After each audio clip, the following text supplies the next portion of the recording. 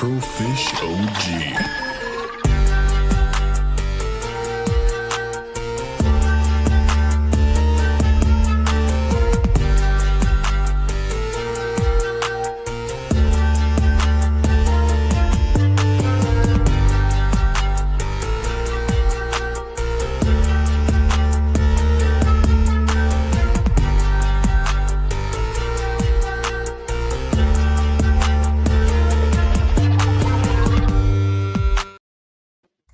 What is going on, everyone? Welcome to another edition of Afro in the Know. It is February 15th, and I'm going to be honest with y'all.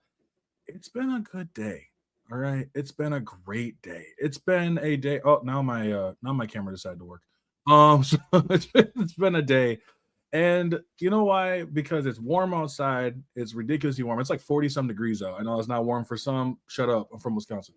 So like but I'm really happy today because today I got my guests all the way from all different walks of the social media life. GenTech Gaming. How is it going, my sir? How's it going, brother? How's it going? It's going pretty good. You know, a very productive Sunday after waking up a little late. Let's be honest. I ended up taking a nap. I did a live and then went right back. And I'm like, I'm gonna go take a nap for a little bit. I passed out for almost 2 hours, and I like woke up and I was like looking around like, right. It was like, where am I? What's today? I was like, today's still Sunday, right? Like, but great. it's a good day. You know, I'm glad you're able to make it. It's always nice when we get people from all over the walks of life. But I'm gonna be honest. I'm gonna stop yapping, and I'll let you take it from here. Get a bit about yourself for the people who do not know what you all about. All right, so we are GenTech Gaming.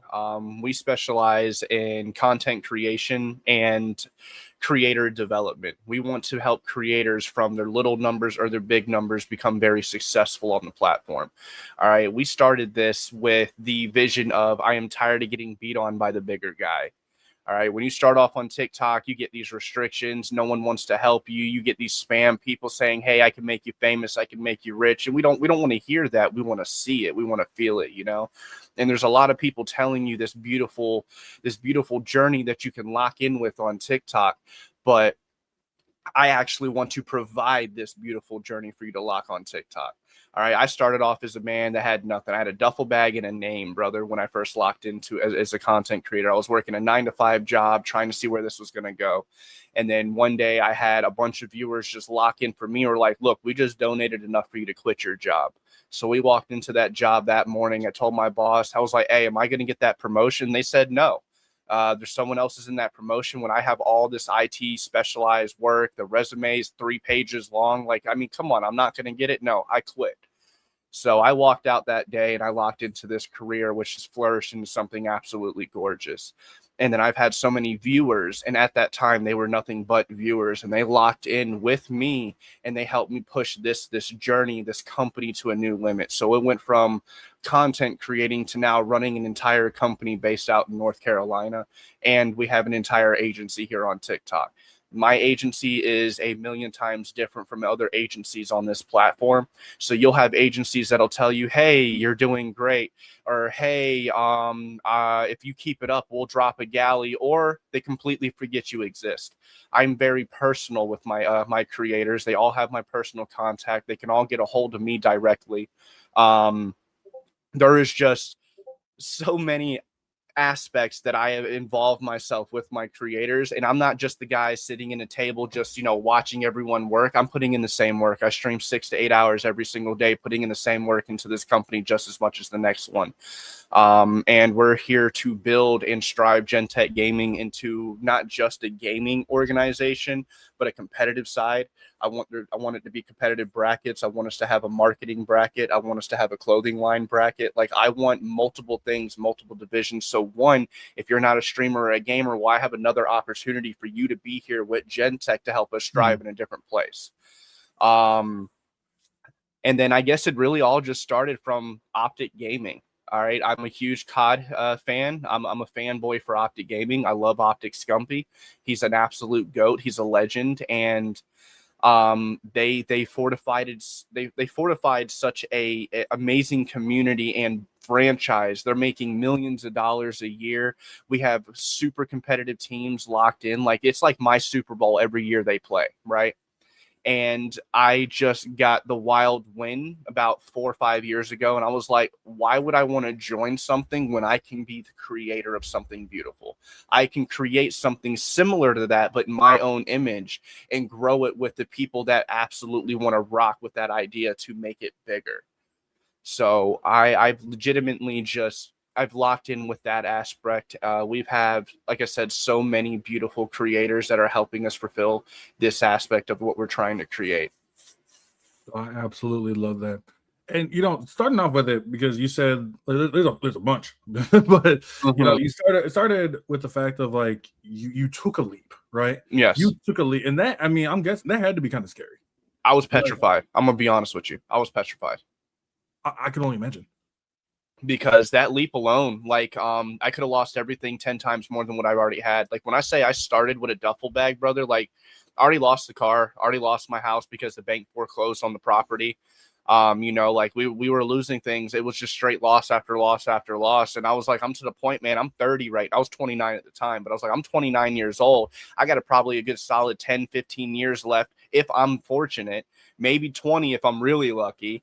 I was like, I don't want to go out just being angry. Angry at the world. Like, I want to make something happen. I want to be able to leave something here, even if I'm not.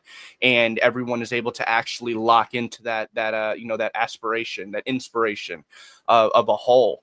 And it was a scary leap. I can't stress that enough. When you go from a job security, just waking up, showing up, making a paycheck every week, to over here looking at the camera like, okay, well, I streamed for 8 hours today. How come I only made $1? What can I do better? What can I do different?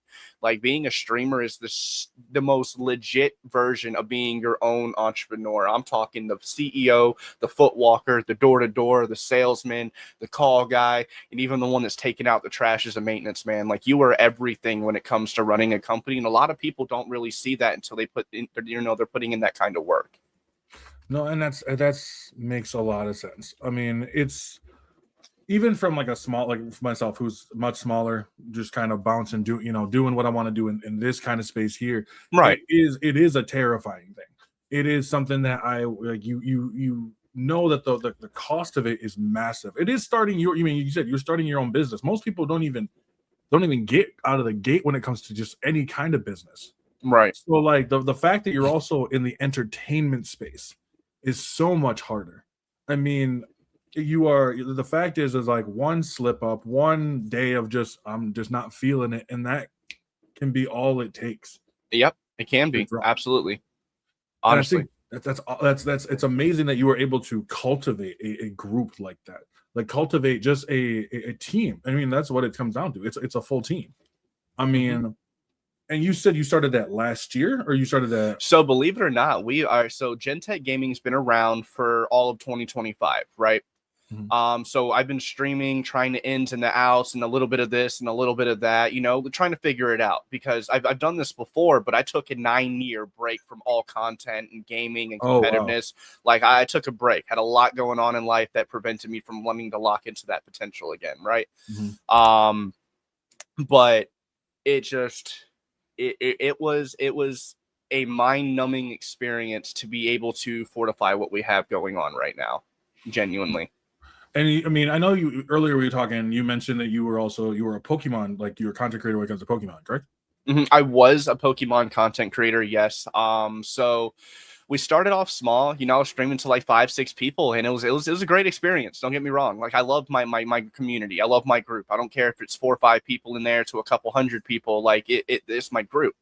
They came in and locked in with us, but it just blew up a couple days before Legend ZA came out. And I don't mean just like, oh, cool, we got 20 people. No, I mean, we're talking to 800 people in chat. We're getting 500,000 likes. I'm making $400 a night type stuff. Like, it was changing. And I'm like, whoa. But then came the problems. And this is before I became a company. All right, I'm getting restricted for my gifting. I'm getting restricted for fraud and scams. I'm getting restricted for hate speech. And I'm sorry, I have so many people backing me. There's not one of those things were happening. If you won something, you got it. I mail it. You won a gift card. Yes, it sent. If there was an issue with the gift card, I did everything in my power to correct it. Right. Like, it was just individuals coming in and redeeming Pokemon for dropping a galley. You get a bunch of Pokemon, right? You know, it's my love to you for showing love to me.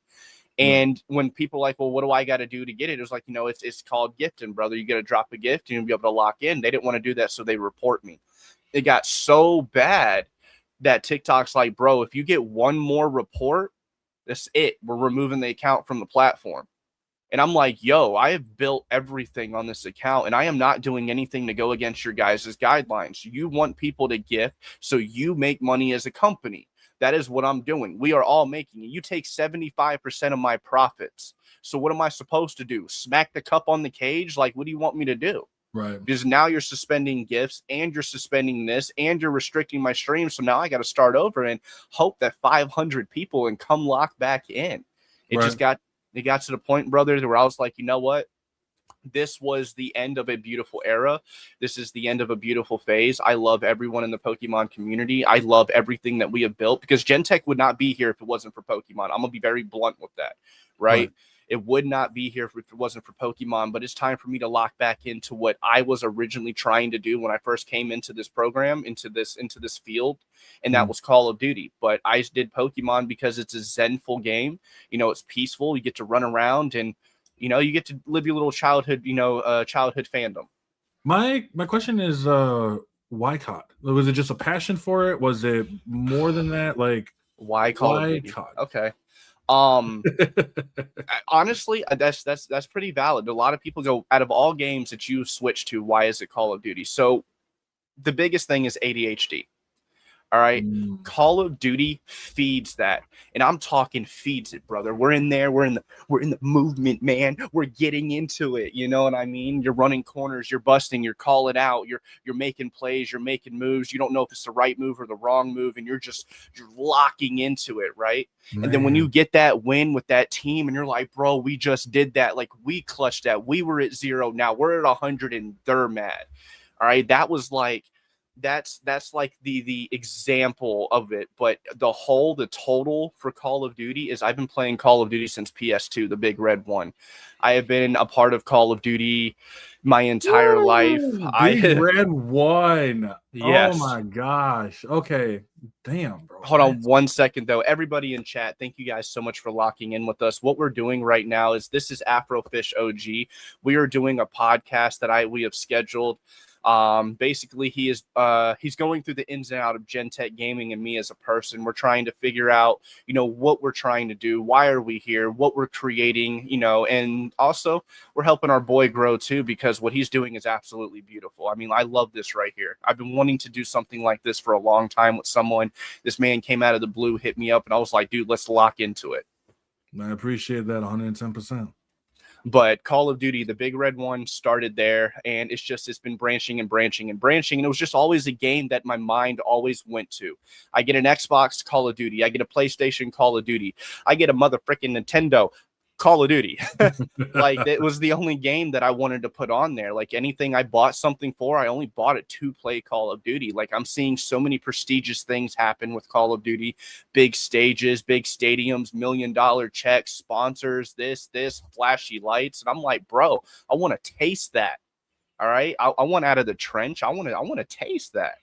That's 100% fair. Like, and I think like that makes a lot of sense now too, because like I'm a fan. I like COD, right? I do like COD. I was big when, like, I started with COD 3, right? COD 3 on the PS2. Okay.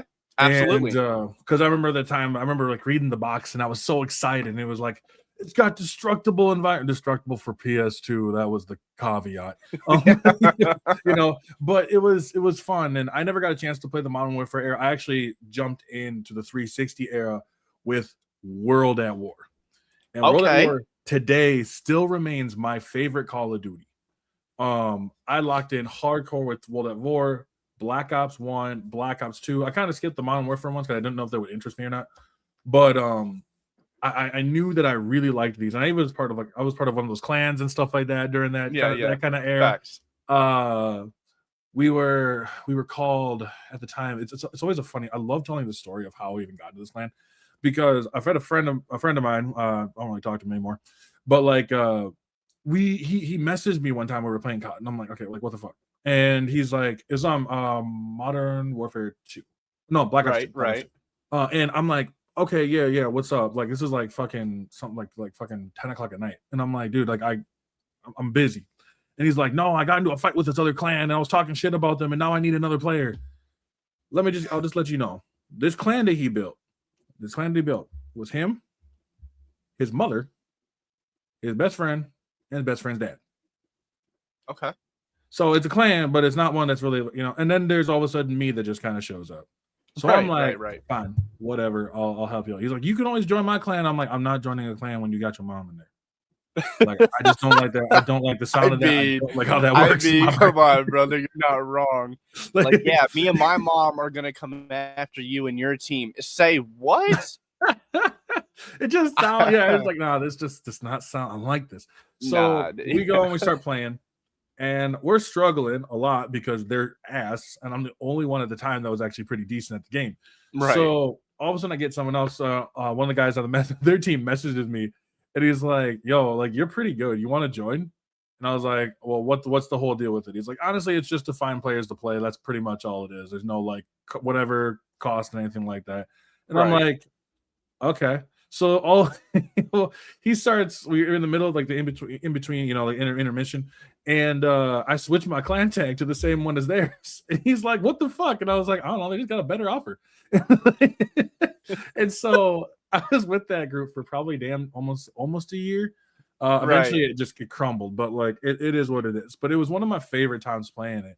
And like I stopped with Advanced Warfare, but I still like. You touched the title I want to bring up now. Okay, fair enough. Yeah, and I enjoyed it to an extent. I thought it was interesting, but I didn't know it's like this was for me.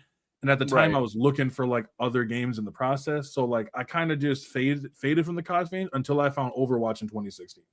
Okay, but now like I'll pick it up and I'll play it every once in a while. I went and played COD 6 or Black Ops 6 because I wanted to see what people were talking about. They're like, this game is terrible and blah, blah, blah. And I'm like coming back to it and I'm like, this game is fine. Like it doesn't blow me away, but it's fine. It's what I touching context on that is we in the Call of Duty world, and it's going to sound so mean, but we of my generation, we don't longer matter.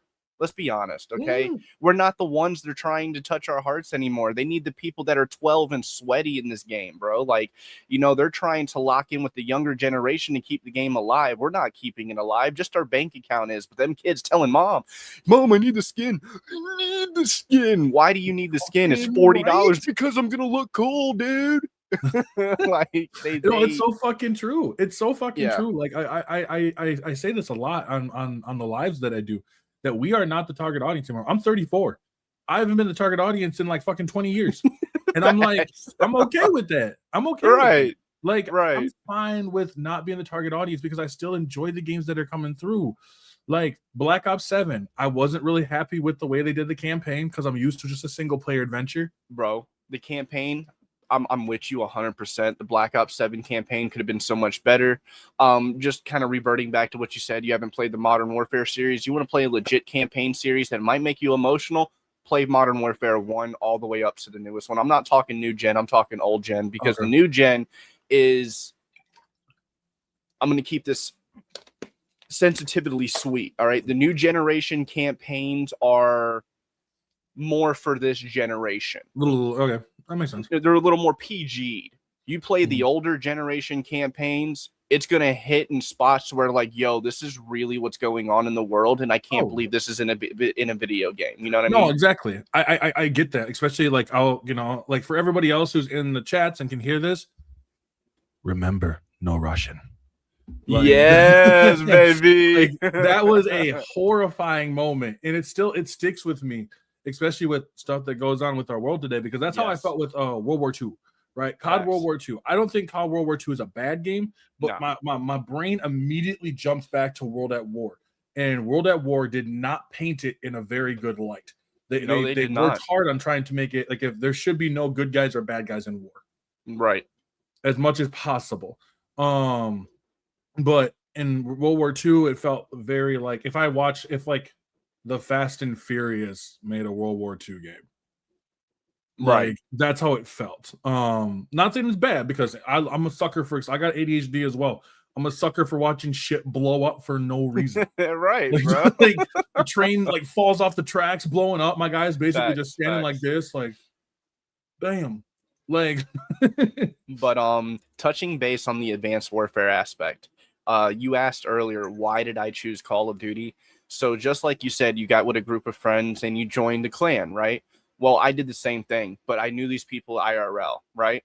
that's So we fair. created a company. And it was a we company, not a legit company yet, called Nova Gaming. And that was right before the launch of Advanced Warfare. Well, we started realizing that we may be a lot better than we thought in Advanced Warfare. The mechanics, the way that you were able to move with the exosuit, I was able to tap into a whole different movement system that people couldn't keep up with me with. And that's a huge thing for me because in this game, you always are looking for that competitive edge, right? Mm-hmm. Well, with Advanced Warfare, we went from playing the game in game battles to locking into a couple matches to making something happen, then realizing that I have made over $77,000 in this year playing Advanced Warfare competitively. We were so competitive with it that Nova Gaming went all the way to the CDLs, and we played against Optic and FaZe. We played against I don't think it was Cloud9, but we came in 15th place. Okay, we lost pretty miserably, but just the factor of us actually sitting on that podium, being in that audience, being in the spotlight that we've always wanted to be in was great. Unfortunately, with Nova Gaming, after that scenario, after that fat check we still got for even being in 15th place, all of us in relation started going in different directions. Me, I wanted to start focusing on people. Because the way I look at it as a creator, if you can't touch your viewer's heart, you're not going to be here for a long-term relationship. It's just not happening. Fair. If you can't tap in with your viewers, you are not going to grow.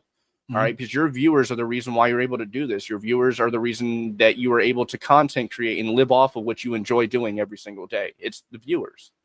Well, 100%. I paid attention to the viewers. My buddy, he paid attention to nothing but money. And then the other one was paying attention to what they can get from sponsors and how we can benefit from the sponsors. So this one's money hungry, this one's merchandise hungry, and I'm people hungry because I feel like if we have 1 million people backing us, the company's going to do nothing but grow no matter what, financially, verbally, visually, the whole 9 yards. Mm-hmm. Well, they started really pushing towards the financial aspect of the company, which I know a company needs money, but you can't make money if you don't have people supporting, right? Exactly. So I stepped away. I cashed out my version of the stock of Nova Gaming after they finalized everything, and I left with my 77K. Literally 3 weeks after I left, things already started going down. I already watched their market started crashing because I was no longer there helping them fortify. A year in, they filed bankruptcy for $1.2 million. I am so glad that I got out when I was able to. And then once I got out, I went through a bunch of rebrands. We went through Sentinel Gaming. I went through Haptic Gaming, and I just like, you know what? GenTech Gaming, generational technology gaming. I'm an IT specialist. I work on devices, software, hardware, Apple computers, TVs, tablets, smartwatches. I don't care what it is. I can rebuild it. I can fix it. I can make it do things it shouldn't. All right. That's what I specialize in. So I was running a repair shop before I got back into this, which was GenTech Repairs. And then I rebranded it into GenTech Gaming, and then I fortified it, everything that, all my little skills and traits right into the company to, one, support our creators, help them any way possible, repairs, PC builds, and so much more. So that's why I chose COD. Was Call of Duty is the only title in that I've ever put my hands on that actually showed me that you can make a career out of gaming and being a creator and competitive play. That makes sense. No, that makes sense. And there's a lot too. Like, Call of Duty is still huge. It is. That's actually something I wanted to touch on here too. Mm-hmm. In my notes, but like I was something big about the discourse around Call of Duty, right? And this whole thing of we see Call of Duty's dying, which I've never believed. Right. I've told people that Call of Duty is not a brand. It's a formula. They know the ins and outs of what works. Facts. More like this is what most, I mean, at least in my opinion, my unprofessional opinion, this is what most game companies want to get to a point Facts. where there is Absolutely. you can put in Pokemon and it hits like that in your brain. COD does that. Battlefield does that. And I think, like you mentioned before, hitting a new wave of gamers. Because you're, like I said, you're on there a lot more. What do you see from that? Like from like older gamers to the younger gamers, like what do you see? I want to know, like in your opinion, playing the games, what you hear from people, what you see from people in game. The younger generation seems more enthusiastic about the game. Oh, the maps are coming back, because a lot of the younger generation didn't get to touch the games that we got to touch. And even if they went to go back to play them, they're not getting the same experience that we got at midnight playing BO2 with the boys. They're just not. Right. That experience that they're getting from what we had younger is what they're having right now with the newer gen CODs. So I feel like the kids are trying to enjoy the game. They're trying to lock in, while I'm not going to lie, but there's a lot of us ruining that experience for them. The game's trash. The mechanics are trash. There's too many hackers. I hear a lot of people blaming things on hackers. If you suck, you suck. Just own it and get better. All right, I'm not the best player. I get trashed around by a 10-year-old. Dude, I play with this 10-year-old who's a freaking prodigy. Like, I'd kiss the ground he stood on if I could, to just be even at his level. This kid is unreal, and I love it. And that just shows you right there. It doesn't matter how much experience you have in something or anything like that. There's always going to be someone better than you, sweater than you, trying to make something happen faster than you. And I just feel like the older generation in the COD world is misconstruing what we've done and been through into what we have right now. And some of us kind of need to grow up and see it for what it is. We're no longer, like you said, like I said, we're no longer the projection anymore. We're no longer what the audience is trying to go after. Right. Like they want the younger generation who can keep the game alive. You can't keep the game alive if you got a 9-to-5 job and you get home and you're tired. You ain't touched the game all week, but you're waiting for this weekend. You don't matter no more. They want people that are putting the hours in the game, and these kids are definitely doing it. And I've heard a lot of inappropriate backlash from the older generation, honestly, more than I've heard from the younger generation. And it's crazy. Like, we all talk about how all these COD lobbies were when we were a kid, and how we were basically just hate speeching on each other because we were mad if we were losing or they were winning, and vice versa. Honestly, I feel like we should cut that shit out. Like that's for the birds. We're in 2026, bro. Animosity's dead. Like, Right. I don't want to stress people out at work, or be at work stressed out with a bunch of people, then come home and have to deal with the same energy on something that's supposed to be somewhat relaxing and achieving in a way. Right. Like, no, absolutely. And that's huge though too, because like I'm a big proponent of that. I'm a big proponent of, like, I made a video months ago, and I might go back to rehashing it. But I said that the COD lobby were full of the most fragile motherfuckers you could find. yes, absolutely. They were Especially today. like, Especially today. Oh, I don't know about how it is today, but I assume that they never changed. It got worse. They're worse. Oh, they're worse. We're little glass vases right now, bro. You say one thing in the chat, our entire ego just got destroyed, and we're trying to defend ourselves for someone that we've never met on the internet. That's so weird to me though too, because it's like, don't get me wrong, like, I've been called trash and all that other kind of stuff. It is what it is, you know what I mean? Mm-hmm. Like, the fact that you blowing up because someone beat you, like, and they're like, oh bro, you kind of terrible. Maybe you are. Like, I'm not saying you don't have to listen to them. Right. Like, and that's the thing that's so weird to me, because I'm glad to know that COD never changed. But no, it didn't. They just got a little more stricter. So now there's comm bans and stuff like that. If I were to be, it's good. It's good, honestly. If anyone's being super hateful, you can report them, and they get suspended for like 6-7 days, and they can't talk in chat. It's good. I want you to be quiet if you ain't got nothing nice to say. Right. And honestly, I was starting to feed into that. All right. When I started getting back into Call of Duty, they're just, and I'm not a keyboard warrior, man. You're not going to hear me clicking on these keys trying to fight with you. Okay. I'm a physical person. All right. I like confrontation, and it's just how I was raised in the areas I'm from. And I don't do this whole social media beef. Don't run your mouth, run your hands. If you're not going to do neither of those, sit there. I'm going to sit here, and you can be mad. I'm going to be mad, but we're going to be mad at different tables eating. That's all I care.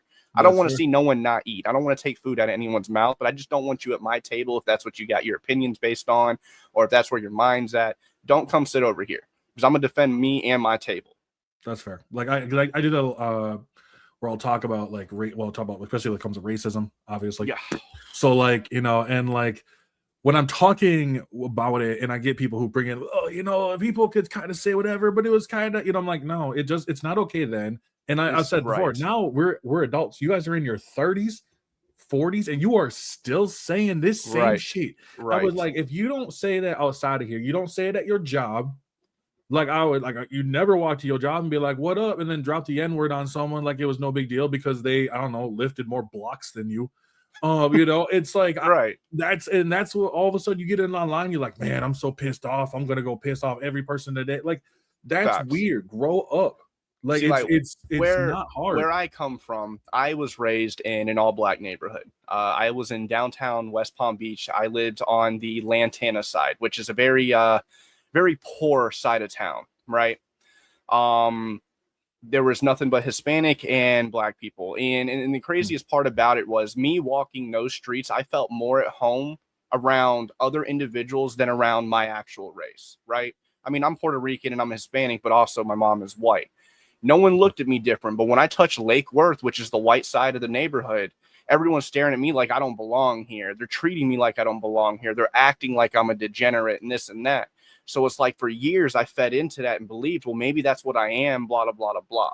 So my mind and my body and the way I am as a person was stuck in survival mode for so many years. Was eat, live, sleep, eat, live, sleep, and don't let nobody take the food out of your mouth as you're doing your process of eat, live, sleep. Mm-hmm. Now, with the whole social media thing, we have kids, we have generations, we have people with dysfunctions, we have people with you know, special aspects of ourselves. I give everyone a one shots thing. I don't care if it slips out of your mouth. I don't care if you say it one time. You say it one time and only one time. I swear to you, if you say it again, you will not be a part of this community. You will not be a part of this team. You will not be around me. I don't deal with race very well. I take it as if like I am colored. I'm gonna be honest with you. I mean, internally I am. I'm Hispanic. I'm Puerto Rican. All right. My mom and my dad is Mexican and Puerto Rican. His mom and his dad is Puerto Rican and Mexican. I mean, like, I am of that nature. So when I hear race brought up into something, I don't care if I'm running a company. I don't care if I'm a CEO. I'm now a person, and I'm a person that's going to defend exactly that point right there. I don't care if you're lightly touching it. I don't care if you're making a big deal out of it. I'm going to be there. I'm going to say something. I'm going to make something said and make something very aware when it comes to it. I don't deal with race. I don't care about gender neutrality. I don't care if you want to be a furry, a wolf, a cat, a dog, a tree. You want to be a house today. I don't care what you are. I want you to be a good person to me, and I'm going to be a good person to you. But I only give one person one slip up. You hard R. That's it. Okay. I'm going to tell you right now, you say it one more time, you're gone. Everyone deserves at least a second chance because some people don't reconcile what they're doing because they've never been corrected. Some people have never had someone try to stop them from doing something stupid because they're probably in the same mindset or the same atmosphere. So they're, ho, we think that's funny. Yeah. No. It's not funny. Mm-hmm. It's not funny to pick on someone for something that they want to be or something that they are. Right. No, I 110% agree. And that's why, like, when it comes down to it, same thing with similar to my spaces too. I'm like, you are an age, you are, you especially like the people who are like, they're like 30s, 30 plus. I sit there and I'm like, you are in your 30s. You should know better by now. You've seen this, you've seen the race, you've seen everything that's going on. Like, I don't know why you at this point right now. Right. I'll ask why. I'll try to be as nice as possible. You know what I mean? Like, I'll try to be like, hey, I want to know why you think this way. But if it's just one of those where it's like, we just have difference of opinions, I'm like, yeah, I'm not gonna lie to you. Racism isn't a difference of opinion. And no, it's not. It's not. And so I just kind and of touching small context, like I had a creator deal with something like that the other day. Thank you, baby. I had a creator deal with something like that the other day. Apparently, it was a hard R in game chat or in stream. I don't know. I'm not there. And how you handle it as an adult is how you handle it. Basically, that was your atmosphere. That's your studio. So you have to handle that how you accordingly handle it. And, I'm going to respect your decision with handling it with that person the way it is, regardless if it's removing that person, giving them a second chance or not. I'm about second chances. All right. Life don't give you many. So I'm going to give you one. And if you destroy that second chance simply for the fact that you just don't respect that person's opinion or what that person brought up to you, then obviously you don't belong here. But with the small context, he just, he came to me. He told me everything about what was going on. And I mean, I told him, well, it didn't happen here. I didn't see anything happen, but I'm taking your word for it. I brought it to the light. We very much brought it very bluntly to the light. I handled it on stream because I'm not a babysitter. I'm not a mediator. All right. I have a company to run.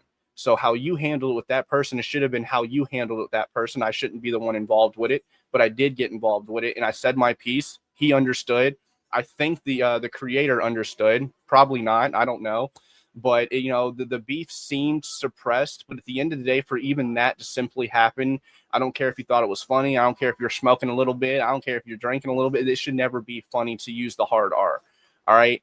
Okay. I don't, some people you can hang around enough and they're like, nah, my man got his black card. I don't give a shit what do you say. I'm going to stand for him.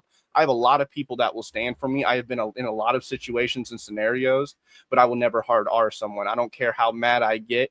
All right. We might have the homie reference and we'll use. All right. I've used that plenty of times with the homie reference, but there's just no race in my body. I can't look at someone and judge you because you're not the same color or you're not from the same background that I'm in. It's just, it don't make sense, bro. I come from the trenches. I don't care if you had a silver spoon. I'm going to talk to you just like I would talk to someone who's wealthy, poor, limbless. I mean, I don't care, No, and that's understandable. And like you said before, before too, which this is what I use a lot when I talk about this, especially on lives and stuff. The fact that it affects you, it affects your company. Like if you let these people talk like that, it will be known as like you are. That's one reason why I think they did start to crack down a little bit more is like because last thing you want to know is your company is someone who supports like bigoted people. You don't want to be a company that's known for that. Right. And so like when they started cracking down, at least I noticed when they started cracking down, that's when people started talking about like they're losing their say whatever they wanted on platforms and stuff like that. And I was like, no, it's just that hey, this is a private platform. It's no different than coming into someone else's house. Exactly. You coming into my house and you start cussing using words that I'm not comfortable with, and you're like, well, you're trying to take my freedom of speech away, which a lot of these dumb motherfuckers don't realize that's not how freedom of speech works. No, and so it's not. And so it's just like I sit there and I'm like, you know what, you guys are fucking weird. But I eventually I block and move on. Like it never gets me. I had a person that live Thursday. Was it Thursday? Yeah, I think no, it wasn't Thursday. It was one of the days, but like this last week, and he was just pissed. He was like mad because of like basically he had a bad experience with a woman in gaming, and you know all women are like that, you know. And so I'm like, yo, like I don't know why you mad, bro. Like it's I don't even think this is really even that big of a deal. He's like, well, I'm just trying to explain my story, and I'm like, sure, like yeah, that person was an asshole, but like right. Like I don't know what to tell you. Like you have never moved on from this. You've been playing WoW for like 10 years. Like when did this happen? Like exactly. Yeah, so it's a lot. Like it's a lot changing the space. It's a lot changing everybody. You know, changing the like mindset. Legitimately, just after recent events with the whole race thing being brought up, you know, and then I hate political aspects. I really don't talk political. I don't care to be in it because there's no matter what side you're on, it's always going to be the wrong side. All right. Like if you choose this side, they're going to shun you. You choose this side, they're going to shun you. And I don't even want to be in it. I'm right there in the middle, man. I got hands for either side. I don't care. Okay. But the world blew up over Bad Bunny being in the Super Bowl. Me, I don't care about the Super Bowl. I don't care that he was there. I don't really listen to his music. My music genre is a lot heavier than what he was performing with. I'm going to be very blunt with that. But there was just a lot of people, and I mean all over the internet, touching these nerves and touching everyone else's nerves. And I'm talking best friends chewing each other out over something that someone else did or this. Or I'm just like, you know what? This helped me realize that you are not here to change people's minds. You're not here to control people's minds. Everyone is going to have their own opinion. And I am so tired of voicing mine because someone voiced theirs. I've dealt with this situation twice when it comes to the whole race thing. And I'm not with it no more. So if I see the race thing or this come up, I'll have a little private conversation. Can we correct this? Is this going to happen again? Well, if this is my opinion and I stand on it, well, you just don't need to be a part of this community no more. Mm-hmm. You can stand on that opinion over there by yourself. That's exactly where you can be. No, that's fair. And like, I'm not gonna lie. I'm the same way. I don't listen to Bad Bunny. Like I don't listen to Bad Bunny, but I saw his performance.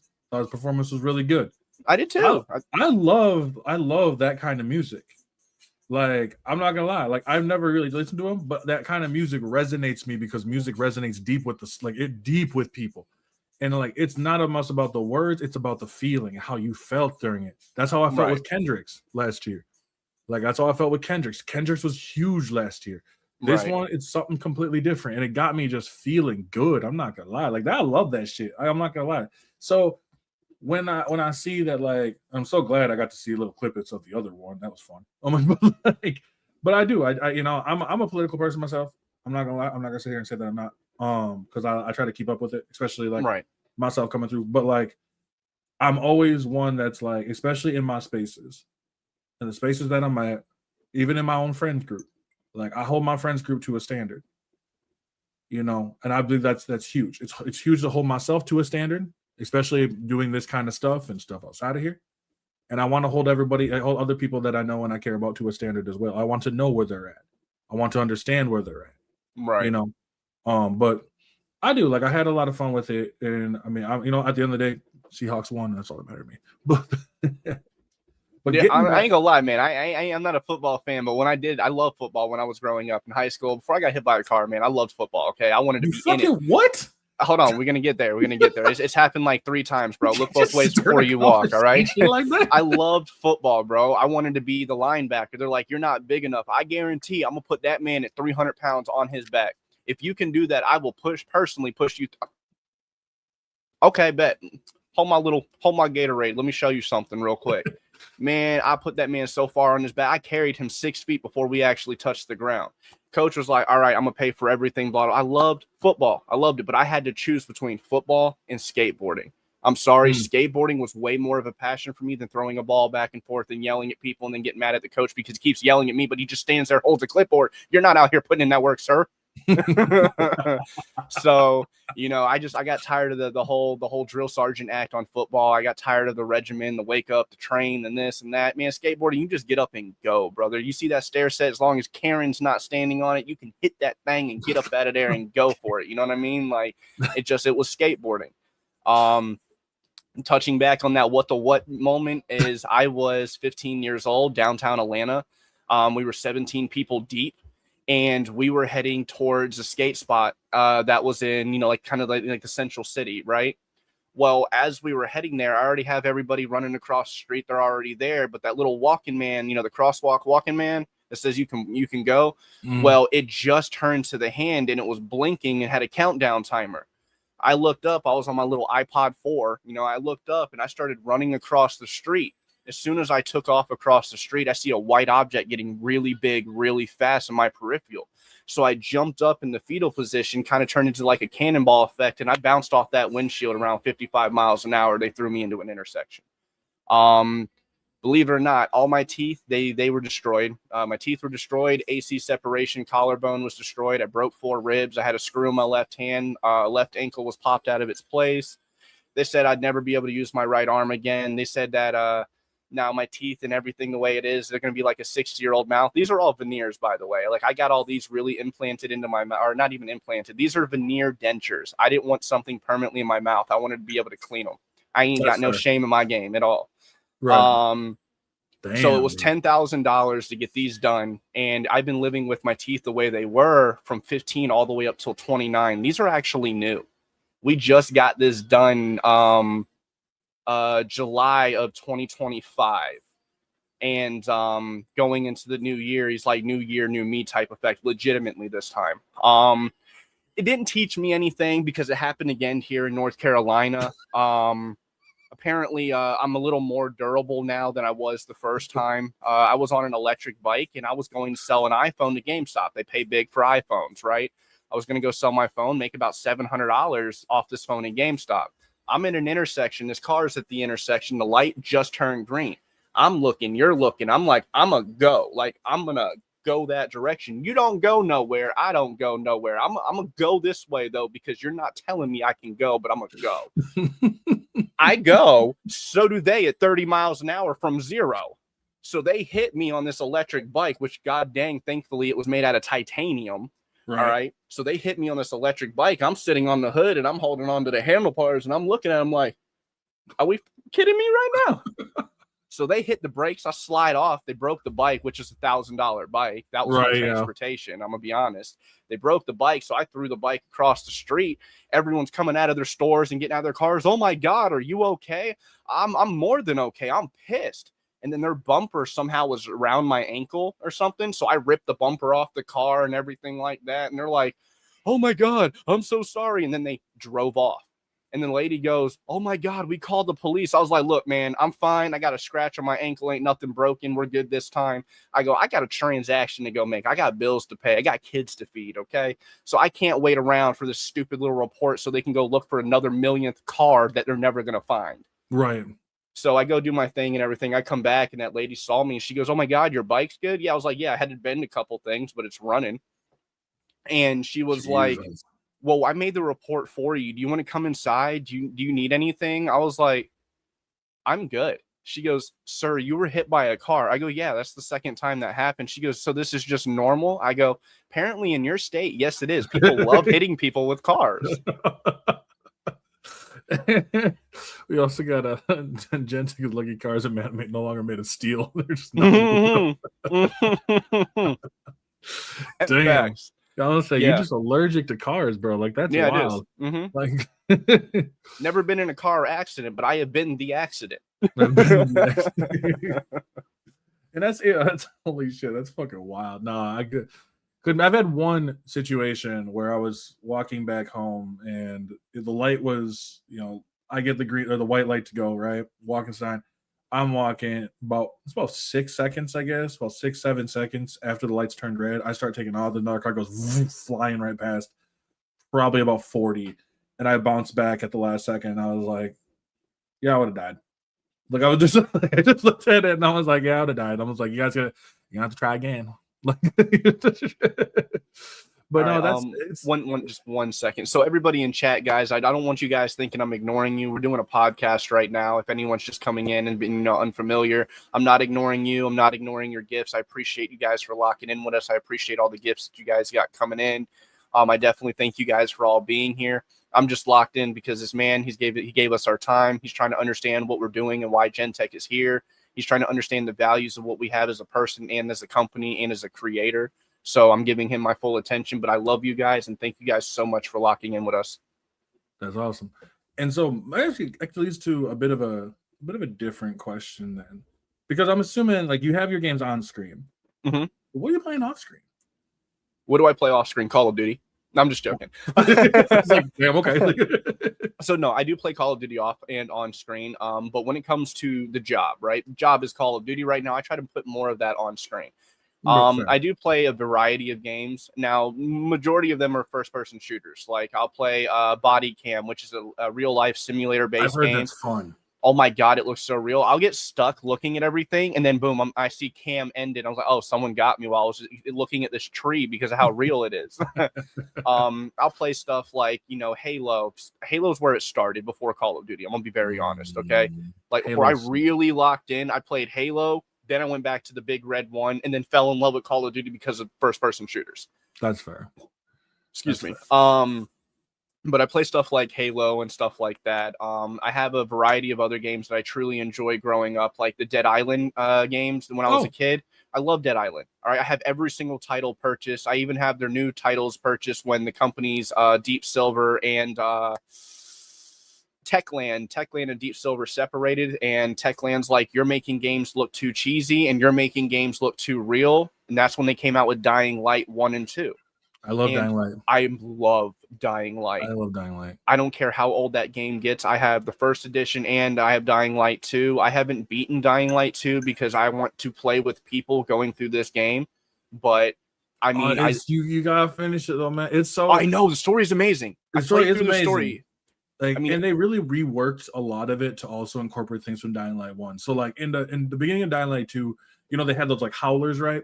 And the howlers would like alert everybody else. Now they also just had the volatiles out and walking around too. So, yeah, I noticed that. I'm not a big fan. I'm not very fond of that. Okay, them little scary things walking around like they're somebody's worst nightmare. That man reminds me of Tyrone when his videos were on the Vine. Okay, I see that. And yep, you are definitely coming after my wife because I'm leaving her there and running from you. Oh yeah. So I'm leaving her there and running for. That's fair. You know what? At some point, I'm like, babe, you can't. You tell me you can't wall run, jump, fucking swing out like a hook around, clutch it, fly over to another building. Like, I don't know what you So want we're me to playing do. Spider-Man today. Okay, let's see if we And got that's this. something I loved with Dying Light, especially Dying Light 2, because Dying Light 2, like I love just getting chased on purpose.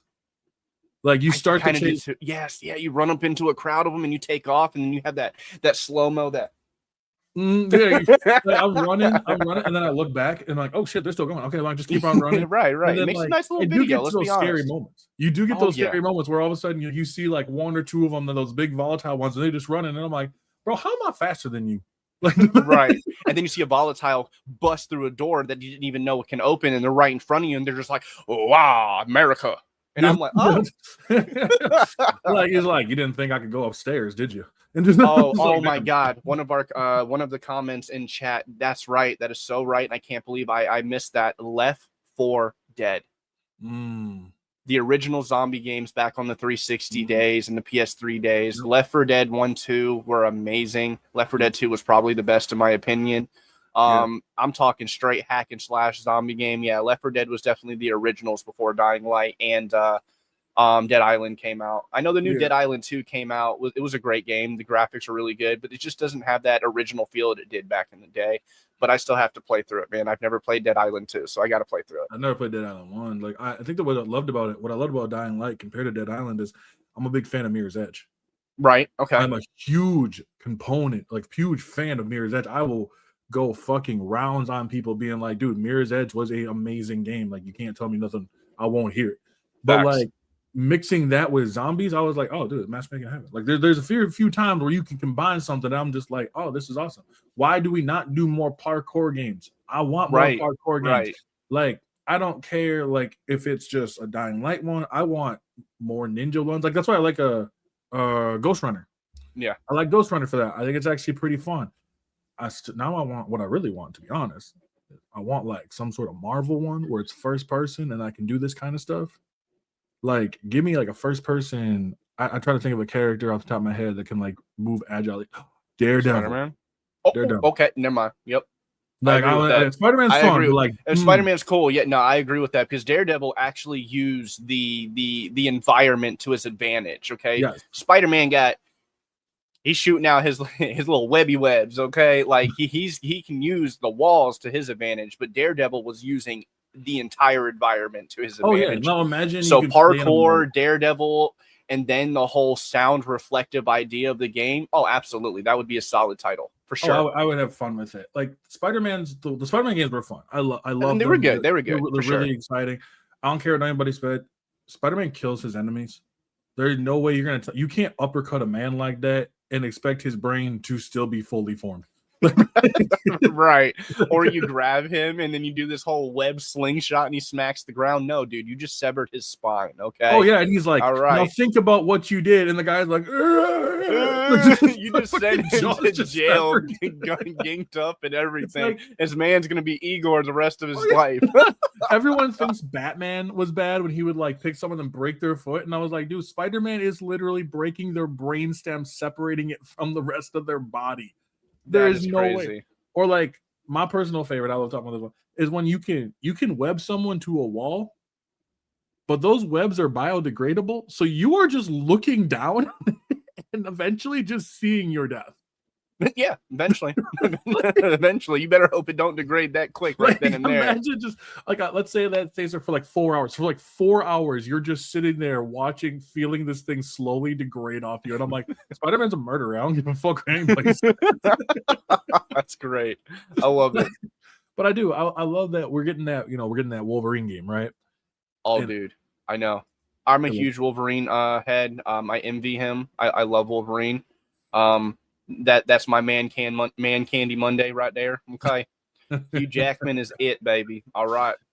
Hugh Jackman. He could take me. Okay. Hugh Jackman is just like it's crazy to think of someone else will eventually play the role. Like it always bothers me that someone eventually will play the role of Wolverine, and I'm not opposed to it. I'm one of those people that like, you know what, give someone else a shot. I'm totally for it eventually, especially if Hugh Jackman's like, hey, I don't want to do this anymore. Like, that's fine. But then once again, we saw him in the Wolverine and Deadpool movie. We got to see Henry Cavill as Wolverine, and I was like, I'm just as scared. Oh, you're muted. All right, my back. Are we good? Yeah, you good. Okay, yeah, I had an issue with my mic. I had to unplug it and plug it back in. It likes Oh, to you- echo sometimes on the other end for TikTok. Oh yeah, you good. But so that movie right there, Hugh Jackman wasn't supposed to be in it, but Ryan Reynolds and him are really good friends, and he was like, "Bro, I have to have you in this movie at least one last time." So he got ripped, he got shredded, he got what he needed to do for the roles of that movie, and he freaking nailed it. And I was so happy to see him come back. I really am. Oh yeah. Growing up from when I was a kid to now, that man walked through hell and back, and he still survived. Like I was very envious of him growing up. Like I wanted to be like him. I want to know that I can take all the damage and take this kind of damage for my people, my family, my friends, and I can endure it all. And then it just heals, and everyone's like, how do you do it? Because I don't want to see anyone else suffer the way I've suffered. Right. I don't want to see people go through the dark path that I've had to walk down, even if I've made it better now and I'm a better person than I am now. We've all have things that we've done and we don't necessarily agree with just as much as Wolverine. Like, it is a very deep lore for this man when it comes to him. And just overall, like the whole aspect of Wolverine, then they were testing these cameos to see who would be Wolverine next. And the audience, us as the people, now, there were some where we were like, oh, yeah, that'd be good. I could see that. I could see that. But no one was like, yeah, make that person Wolverine. Everyone shunned the fact of someone else playing as Hugh Jackman's Wolverine.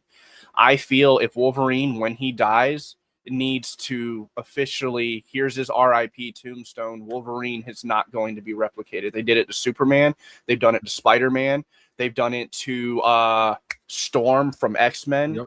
Black they've Panther done it now too. exactly. You know what I mean? Like, now I understand that they want to keep an era alive. They want to keep the business running, truthfully. But there's other ways and aspects of doing that than to replace someone that is you can't replace him. Like, he is unreplaceable. Yeah, I think like I said, he has to be the one to go out on his own terms. Like, if he has to be the one to say, I'm done playing Wolverine, but like, if whoever they have my support, right? And like, you should be trying to embrace them as well. I think that is huge, especially because we see that with like so many other characters right now. With you look at Luke Skywalker is one right now that is like, he wants. I think Mark Hamill said Sebastian Stan would be really good as a younger Luke, and I was like, oh, I'd be down. Right. I'd be down. Like, I want to see a younger Luke Skywalker. I mean, at the end of the day, Mark Hamill's like what, 60 something, 70 something. Yeah, like he ain't gonna be able to move like that, like he does, unless they just the next CGI backflip he does and catches that saber is gonna be the last backflip he's ever done in his entire. So like, and I'm all for actors eventually wanting to move on from roles. It sounds like even like people like I think Chris Hemsworth was kind of like that too, where he's kind of like, I'm kind of done. You could yes, you've done it for how many years? I'm at a point where I want to kind of move forward. Mark Hamill is 74, so yeah, like at that point I'm like, I don't want to keep doing this anymore. I mean, he already didn't he remember he stopped playing Joker after Kevin Conroy passed, so it's kind of like I don't really need to anymore, and I'm like, he's already cemented in the minds of like one of the greats. Facts. And I think there comes to a point where you're gonna want to see like, how can someone else, especially with Marvel and Marvel's multiverse and different versions of characters.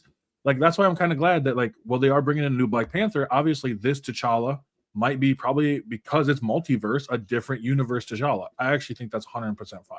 I think 100% that's how they should do. And it's only because of the person that played Black Panther and his story and the way the world took him from us. I feel his version of the universe of Black Panther should obviously stay that way, and then bring in an alternate universe Black Panther. And when he touches into that aspect, it's like, we're not replacing him, but we brought one from a different timeline to give you guys him back in a sense. Did you see the first steps, Marvel or the Fantastic Four? I have not, and the only reason why I didn't watch the new Fantastic Four is because my boy Johnny Blaze wasn't the actual person that played him from when I was a kid. I mean, that's fair. I went back to go rewatch it, and I thought the movie was like fine. Like, it's one of those movies where I'm like, you know what? I like the actors. They all do a good job. There's nothing that does like bad about it. Right. Personally, I don't want to spoil it for you. I'm that type of person. If you tell me Okay, something in the movie is cool, gonna, oh man, the movie's over. Nah, cool. I'll still watch I it. kind of wish they would have went a different way with it. Fair.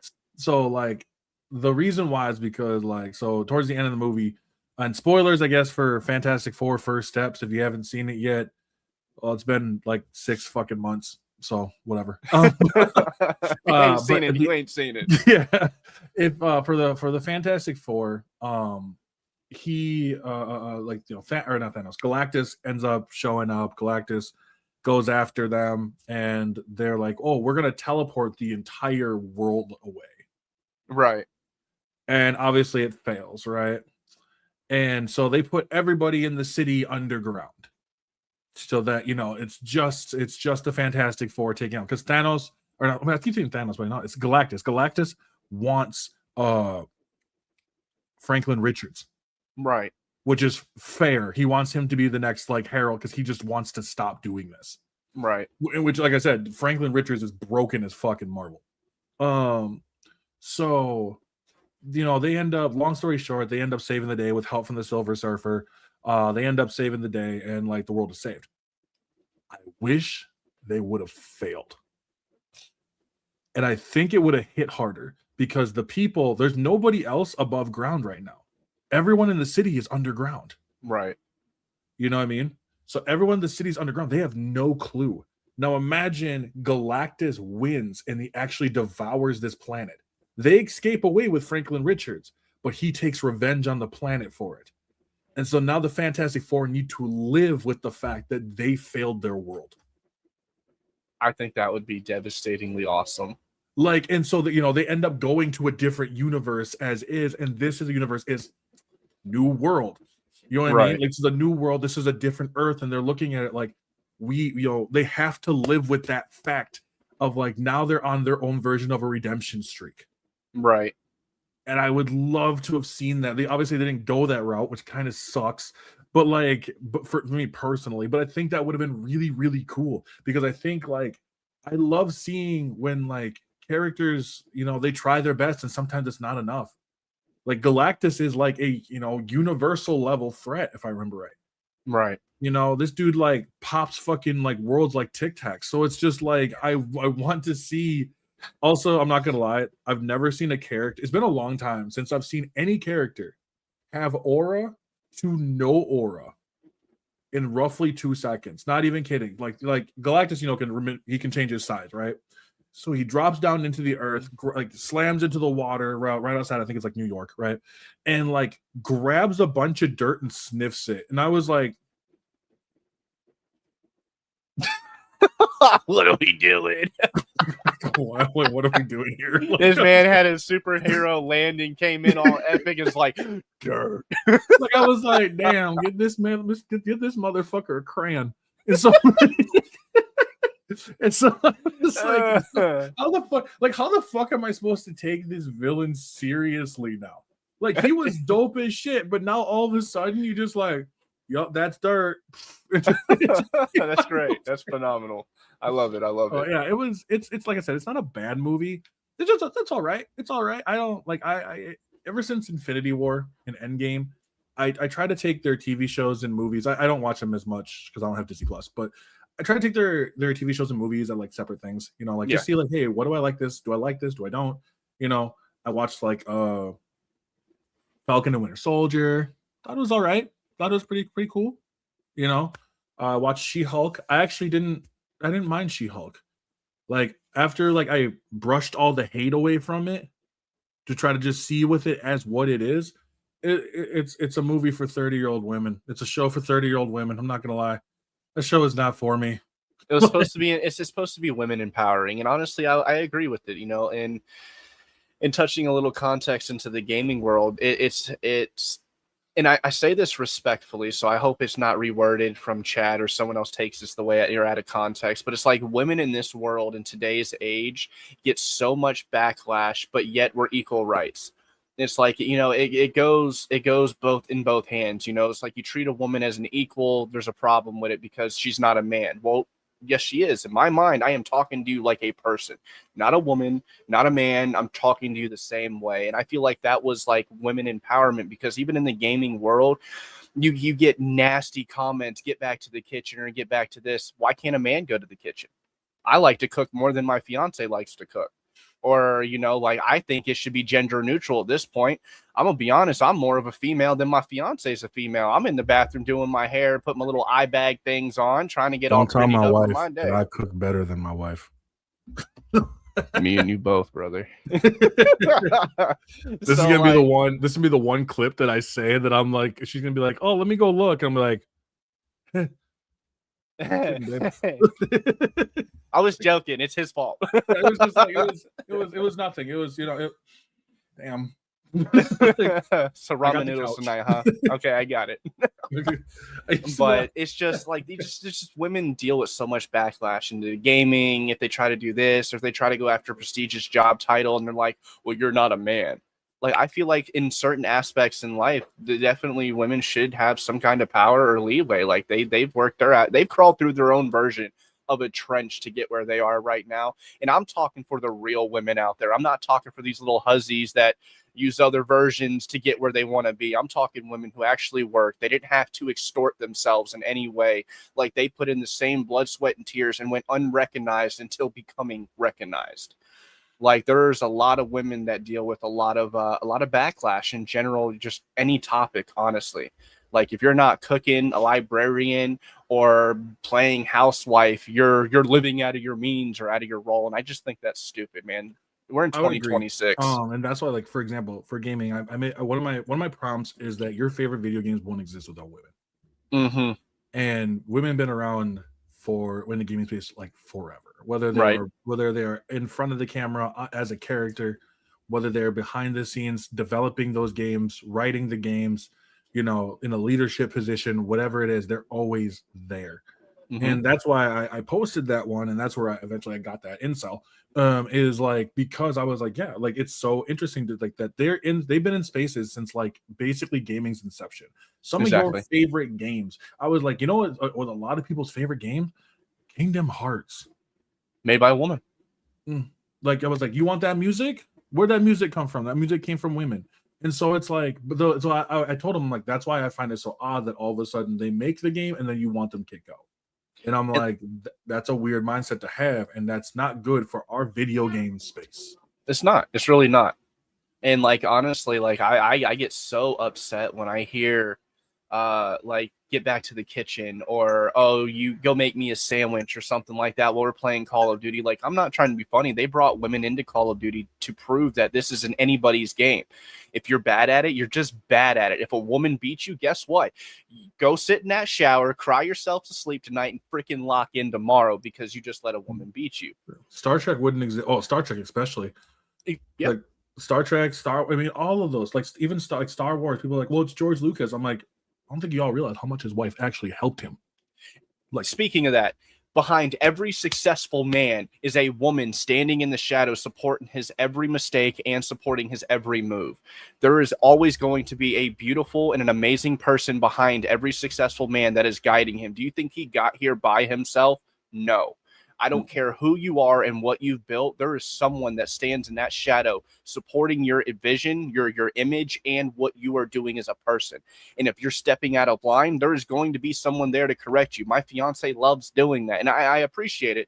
Not in the moment, because I get angry, like, this is my business, let me do what I got to do. And she's like, I'm just trying to help you. And then I sit down, I calm down, and I collect and go, shit, you know what? You were right. Maybe I handle that with more attitude than professionalism. Maybe you're right. And she's a backbone to me in a lot of ways. Like, she has pushed me to this opportunity. She's believed in me when no one else did. When I quit the job and I backed out of this and I quit this and I cut everybody off, including family, to build this, she was there the entire time.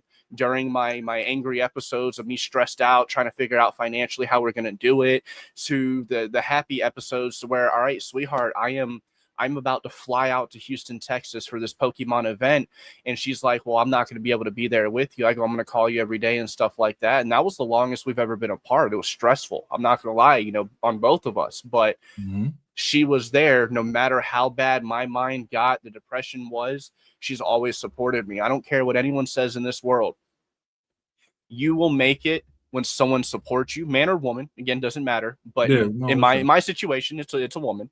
No. And there's behind every successful person, there's going to be someone there making sure that they're your number one fan. They're building you up and making sure even if the world is beating on you, she can restore you back to your original you, helping you lock in. Yep. And that's all. Like my wife, I mean, my wife was the same way when it came to this, and like even when my wife went, when my wife went to school for pharmacy, right? She was, I don't know if I should apply, and I was like, she's like, I just don't know, and we were just dating at the time, and I was like, so you want it to be like, damn, I don't know, 10 years down the line when you're still working at the same place, or do you want to be like 10 years down the line when you're making a bunch of money, being like, I made it as a pharmacist? Like you have two directions. I see one of them is positive, and the other one is probably going to lead us to like something happening, like Right. because you're going to live in regret. Don't live in regret. I was like, so Facts. just go and do it. And like I've like pushed that woman. She's done the same thing. Push me. Like it's having a support system. Um, whether you are young, whether you are old, no matter what it is so highly important. It is one of the Facts. few ways that people. I feel bad for people who don't have a support system, and that's kind of why I like doing when I talk here, when I do the lives or people watching. I like people seeing that they can have a support system no matter where. It doesn't matter if the person is face to face or if that person is literally across the fucking world. I ended up going to the UK to go meet some friends. Right. I met some friends from the UK that I've known for 10 years. Like I did that when I went to Texas to go meet people that I knew for 10 years. Like for that year, I do that shit because they were the support when I needed it. And that, you know what? I think it's awesome. Right. Like it, And that's another thing, touching back to GenTech, like content creators, as content creators, we are in a weird world. Okay, we're in a social world. We're our own versions of actors. We're our own versions of political speakers. Like we are our own versions of what we make ourselves, right? Well, with that being said, like that is kind of how this community has became such a family. Like I don't know you from gray to white. I don't know you from your dollar to your millions. Like I don't know you. But that's the craziest part about this is we have so many people attacking creators on creators. This is not a 9 to 5 job. This is a community. And if you look at this, well, I'm not doing better than that guy and I'll never be seen like that guy. This is not the field for you. It's really no not. I don't look at comparison. myself. Go ahead. Comparison will destroy you Yes, it in will. in It this will. field. Like, and it did destroy me when I was content creating back in the day when I was on YouTube and Twitch. You know what I mean? I'm watching these guys with millions of followers make it happen, and I only have 1,000. Or I only had at the time I had 8,000, but new YouTube policy deleted some followers and blah blah blah blah. They went through this whole Gross. change. Yeah. Yeah, but the point is like, you know, I created GenTech Gaming to give someone a free place. I want you guys to be able to speak your minds. I want you guys to feel comfortable here. I want us to have these uncomfortably comfortable topics and talk about it. Like I am trying to build a community that can actually prove to people, doesn't matter about race, doesn't matter about, you know, gender references. It doesn't matter about anything in the outside world. When you're here, we're looking at each other the same. Now, I understand people have their moments and they have their slip ups and, you know, they have our attitudes and stuff like that. And, you know, as a community, we should be able to work through that no matter how bad it is. Now, there's just some things that are unforgivable. You know, I won't mention that, but, you know, this just like, I don't think that some people understand that people can change. And I don't care how much of stuck in your ways you are. Oh, this is how I was born. This is the way I am. You can change. And I'm sorry, my fiance is the product of helping me understand that you can change. I've solved problems with my hands all my life. I had a voice that would radiate when yelling. Like I was just an angry person when I met her. And I wouldn't say it's all on her, but it's just her version of what she showed me as life has started hitting me harder and harder being with her. She goes, the way you're going at it, you're going to end it. You're going to end your life. Not you deliberately taking it, but you are going to put yourself in a box because you're handling it only one way. You're not thinking outside the box. You're still inside, you know, and you're still inside put all the, you know, the aggression in it. Like I was a very aggressive person. You say something, well, you ain't saying something now if you're on the ground. You do something, you ain't doing something now if you're on the ground. And you eventually get to an age to where I can't go knock out a 20-year-old kid who's built like Brock Lesnar. It's not happening, bro. No. All right. I can't do that. I have a mouth that runs, and it will continue to run until someone puts me to sleep. But I'm gotta pick and choose. And she's taught me, baby, you're not invincible anymore. You're old. Like it's, you know, and that's the hard measure of just getting older and learning, you know, other ways to deal with things. Like when it comes down to just smooth conversations, I call it like that kind of smooth de-escalation of being like, I don't know why we even waste my time with this. No, I've learned myself. I get very creative in some of my insults. Like they're kind of fun that way. But like, I'm not gonna lie, like I realized I'm like, you know what, I'm getting good at these. But I think overall, yeah, I think as you get older, you start to learn that like you might not care as much. Right. Like I'm like some things like you start picking your battles a lot more. Being like, is this really worth the blowing up over? Right. Like, is this really worth? And that's why I wish more gamers would do. Period. Because holy shit, there's a reference. There's a reference I started using. It took a long time to understand this kind of patience I now have. Like it took a long time to understand the quiet I become during these situations. You know, when someone's popping off and they're speaking and everything like that, I'll tend to become very quiet, very observant, very analyzing when it comes to the topic, because a lot of people want to preach because they want to be heard, and some people who don't preach, it's not that they want to be heard, they want to be seen or felt. And you know, coming from where I was born and raised, that's all of us ever wanted, regardless of what we were doing in life. We wanted to just be okay. You wanted to wake up, know your bills are good, you got a little bit of food in the fridge, the kids got what they need, and you're okay. I don't want to be okay anymore. All right. I have way too many people that are backing me in GenTech gaming to where I just don't want to be okay. I want to have the fortified foundation to not just provide for me and my family, but to guarantee that everyone who has supported me a foundation as well. Like this is no longer a me thing in this company. This is an entire team, whether it's just a simple content creator to a simple editor to my fiance whispering sweet little nothings in my ear to make sure that I'm not falling off the train, you know, like all of those things right there help me want to strive to something bigger and better as a whole for this company. And the day that we do make it, because which we're far from it, in my opinion, who knows, it could happen next week. But in my vision of it, we are far from it. But the work and the progress we're put in is definitely not going unshown. It's definitely not going unnoticed for sure. And when that time that we make it, every creator that is locked into me as in a vision, locked into the work that we are trying to put in, will most definitely see what we're trying to create, and most definitely feel what I am feeling when that moment happens. No, absolutely. And you know, that's at the end of the day, that's one of the most important things is like knowing that you from where you started to where you going. Success is never linear. If your success will be like this, some people's success will be like this. Some people's success is just always up. But never stop working and always bank on yourself. Because if you don't believe in yourself, nobody else fucking will either. Exactly. If you don't believe that you're gonna, if I don't get up and do this shit every fucking day, then nobody else is gonna believe in me. You can't. The other people won't care if you don't care. You can't expect someone to do it for you. If you want something in this world, you want it done your way, you got to go lock into it. And then you're going to eventually find people that follow you, not in your footsteps, but follow behind you, supporting you as a company, a team, a player, a fighter, whatever it may be. The more you walk that path, you're going to inspire and make other individuals believe in the vision that you're created. And then when that happens, they're no longer the ones that help you see that vision. They're now a part of that vision. They're now helping you develop something that is extraordinary, you know? And yeah, and I would say on top of it too, there are going to be setbacks. There are going to be times where you are sitting there and you're like, bro, I don't know what the fuck I'm doing.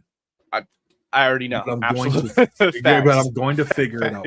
Yes, that's all you can say there and tell yourself. But I'm going to figure it. It might be that day. It might be 2 days. It might be a week. It might be a month. But it takes. You will figure it out. Like it is the. And this is I love writing stories as well. So this is like it refrains to something like that as much. You will bash your head against the wall. You will do stuff that are going to fuck up. I mean, I've had it in my own lives. I've had my own issues with it. I'm very transparent of how I'm feeling when it comes to my audience. They know exactly where I am on my points and where I stand on things. And like one of the things I will always tell someone, Hagosha in here too. I see that right now. On God. So like, well, I will always say, bank on yourself, believe in yourself, and do what, like, if you want to do something like that, if you want to stream, if you want to develop, if you want to, I don't know, work your 9 to 5, come home and beat a bunch of kids in Mortal Kombat, do it at 100%. Because if Right. you'll know if you go, and my coach used to say this, do everything at 100%. Because if you do something at 50 and you fuck up, you're always going to regret not putting in that next 50. If you do it at 99, you're always going to regret, what if I put in that next one? And if as long as you put in that 100%, you know that you gave everything to it. The one thing that people don't realize that we're always running out of without thinking we're running out of. Okay, you see the gallon of milk you're running out of. You see the bank account depleting. Like, you see the things that we're running out of. But the most important thing that we don't see we're running out of is time.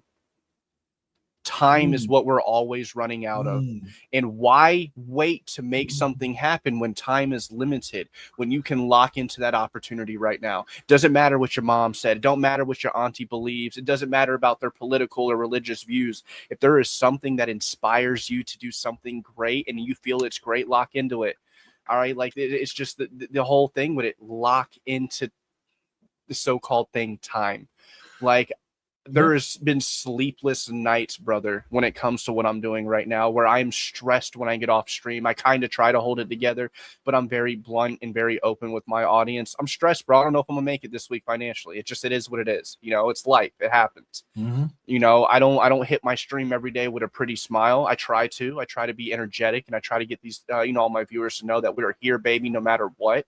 But there's been times where I turn this camera off and I'm looking at the fiance and I'm just like, bro, I don't know what I'm financially going to do this week. I don't know what we're going to do this month. I don't know how this bill and this bill is going to get paid because of this transition, or this is going down, or TikTok's messing up. Like, I'm trying to figure this out and I don't know what to do. And she always hits me with, but there's only thing is time.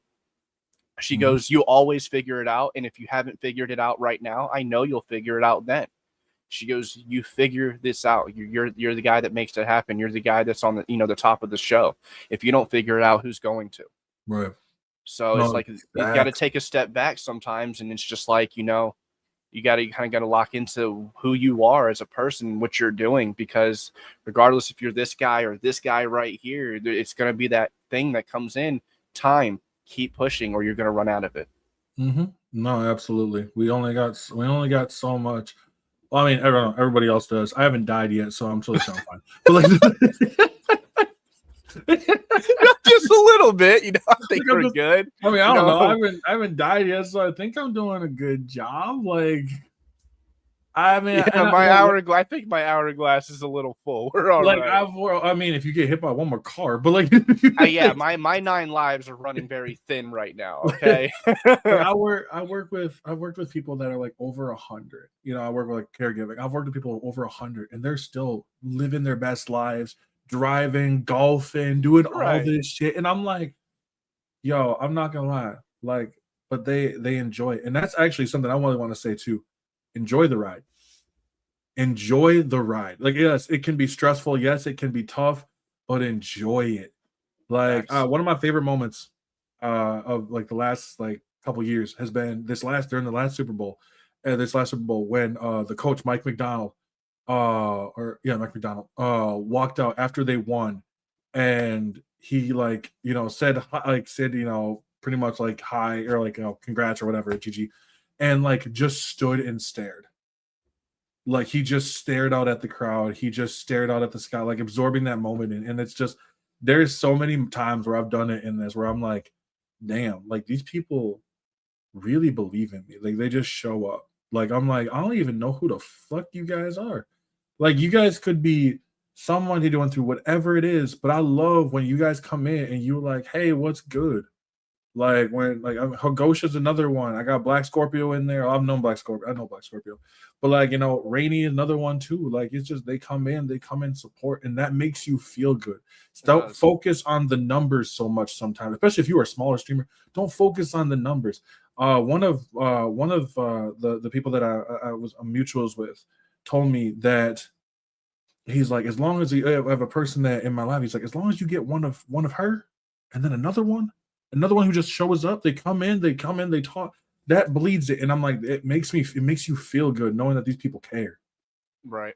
and I love it. Like I'm not gonna lie, like I wouldn't trade this shit on the oh maybe this, but like I wouldn't trade none of them. You know what I mean? And like once I get my system all set up, I think we're gonna try to get a house because I got a kid on the way. You know what I mean? And Congratulations. so, thank you. And so, like, I look at it and I'm like, I'm gonna have a little boy, and I'm sitting there and I'm like, you know, I want to keep knocking this out of the park because I want my kid to see that no matter if what my wife's doing or what I'm doing, anything is possible if you just put the work in. Facts. And that's And that's like, that's that's a lot of things when it comes to content creation. There's a lot of a make you and break you situations in this field. All right. A lot of people are like, well, I went live today, bro. I'm doing it. No, you're just touching the surface, brother. Like you keep got to going. stream. Yeah. You got to stream, edit videos, connect social, got to network with people. You gotta branch out. You gotta grow the franchise any means necessary. Now there's disrespectful ways of growing, and I've had a lot of conversations with a lot of viewers touching on that lightly is don't ever join someone's stream and promote yourself. Mm. That's Mm. disrespectful because that creator is putting in hours of work and you don't know what he's doing behind the scenes, but hours of work of trying to create something authentic for his viewers. So if you got thousands of people in there and you jump into their stream, yo, join GenTech Gaming today. That's wrong. Yeah. Me, I go after the creator. I don't really care about the audience. I don't care if you got 1 million people in there or one person in there. I go for the creator. I watch you stream for a little bit. I see if you recognize me. And this is my pattern. I'm gonna be honest with you. This is my method to my madness with recruiting creators. I'll lock in. Hey, GenTech. Okay, cool. He noticed me. He said hey to me joining. That is a huge thing for a creator to notice their viewers. He noticed that. All right, cool. Start a little conversation or whatever. Now he's feeding into that conversation. We're talking, we're chatting. Okay, you're trying to lock into the game and me. That is real respect, especially when it comes to Call of Duty, a game that you just can't go like this with every time.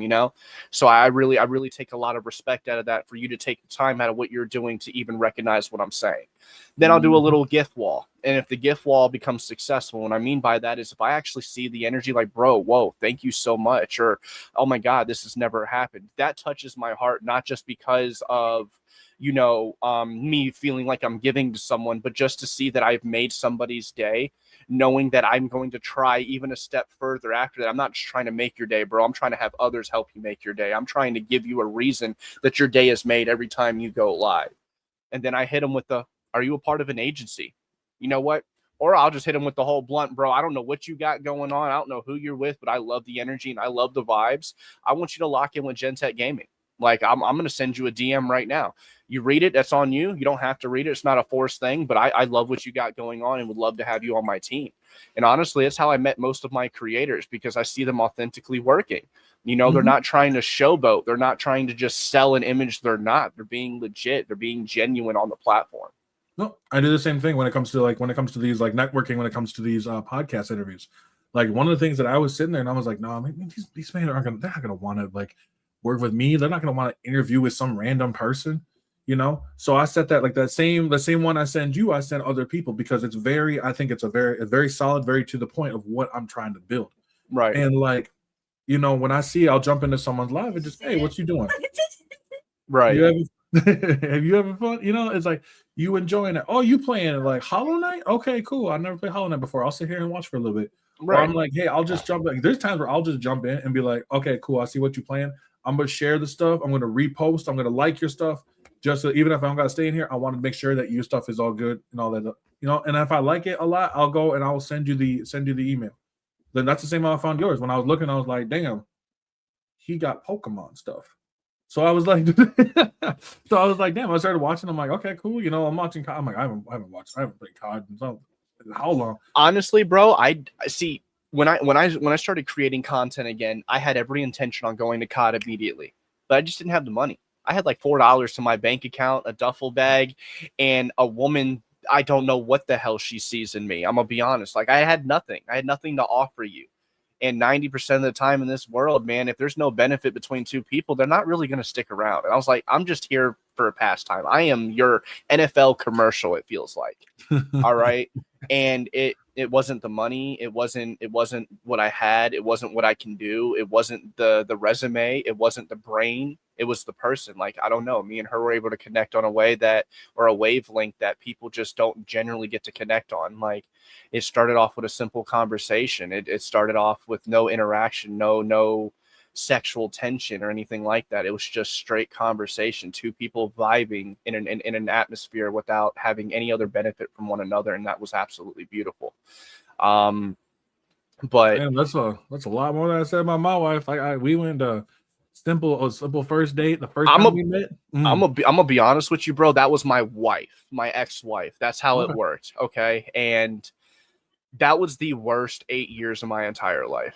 Now, I've had some beautiful moments, and the only moments is my children. All right. I had my little boy. I had my little girl. That was my first daughter. She's the only child out of all my kids that look exactly like me with all dark features and everything like that. Like, that right there was a game changer. When I saw her come out to this world, I realized I now have to be Wolverine.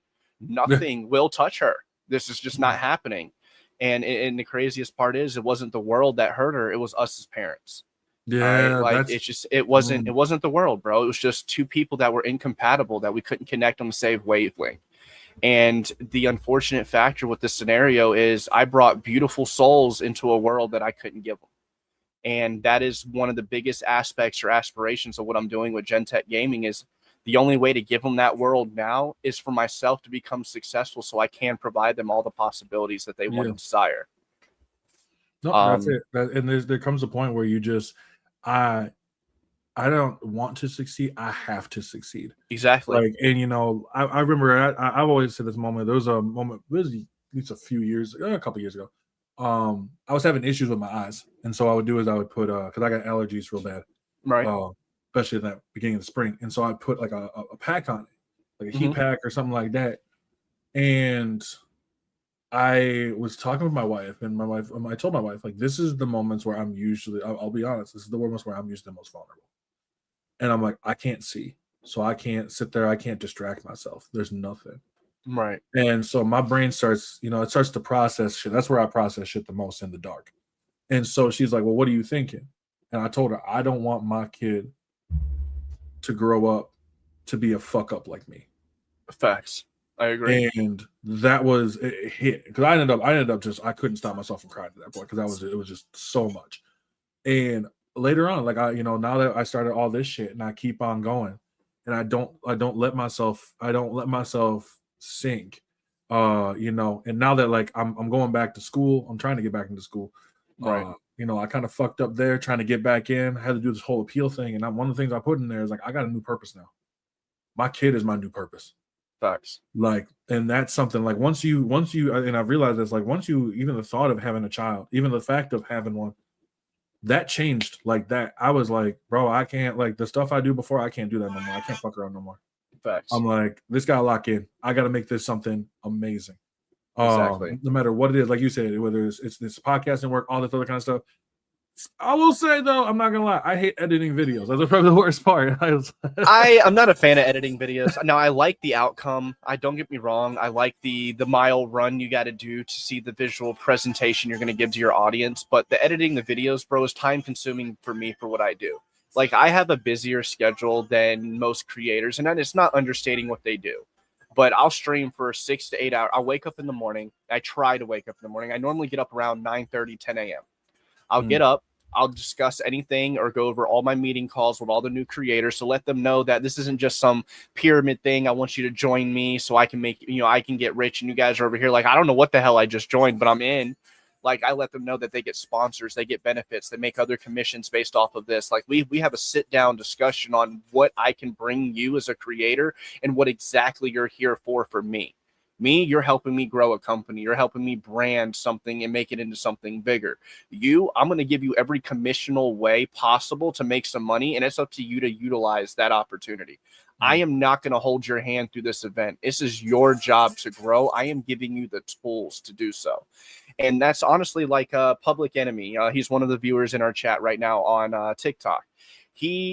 Me and him had this exact conversation. Like I saw him in a stream. My man was cooking in COD. We started off with simple conversation. I gift walled him. He was appreciative. Like he locked in with the energy that I want to see out of the creators that I want a part of my company. And he showed up and showed out. We had our meeting call today. We went over everything, and I feel like after our call, the energy is going to be there. The momentum, the motivation is going to be there, and he's going to do some extraordinary things. And then that's the same kind of love and vision I give to all my creators, because I don't treat any of you guys differently. I treat them all as if they're the same person. I give them all the same love and the same attention, but it's all based on your work ethic, on how much attention I'm really going to give you. Like if you come in and you only stream once a month, and then you come hit me like, "Hey, bro, can you spot me $100?" What the fuck? Huh? Look, I did not birth you. I am not your dad. Hold on, let me turn this camera off. I'm about to go get the milk, son, because you're freaking me out. Like, it's crazy. I actually had that kind of confrontation with one of my creators. He joined in, but he only streamed 2 hours every other day. And if his stream only had 1 to 2 people in there, he'd cut it short and end his stream. That's not when you end it. You keep going. And then he hit me, he goes, "So when do I start getting benefits from GenTech? When are you going to start promoting me? When do I get a salary?" And I'm like, damn, you really expecting a lot for a little? I was like, I'm going to be honest. I was like, who are you? Like, who are you? We're going to have a blunt man-to-man conversation. Who are you? He goes, "I'm so-and-so, and I'm a content creator." I go, "You're not creating content, though." I go, I'm a very, very blunt, like excuse our friendship or whatever friendship that we think that we have, because obviously we don't, because of the way this is going. Right. I go, but I'm going to speak to you as a CEO, as a business right now.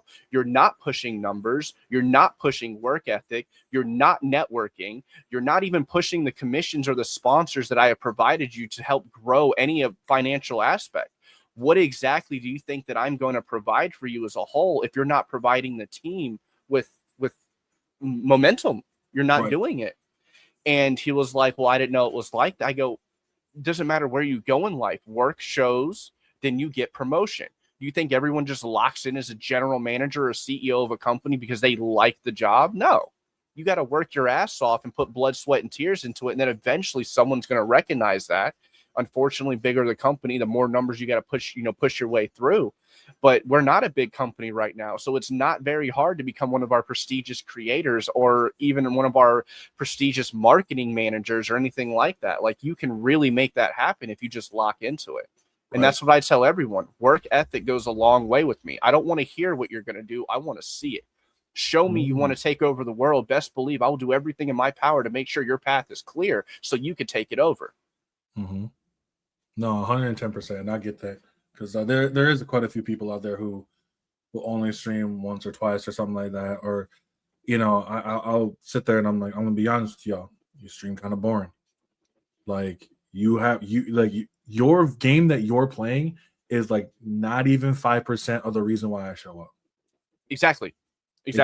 You are the reason why I show up. The reason why people show up for me is because when I go in there, I go, "Hey, what's up?" I will sit there. My eyeball, like how like the TikTok live form is on so my eyeball is also like pointing towards that bottom right where people walk in. So I go in and I see someone up and I'm like, "Hagosha, I see you in here. I know you're not coming in here without saying hi to me." Right.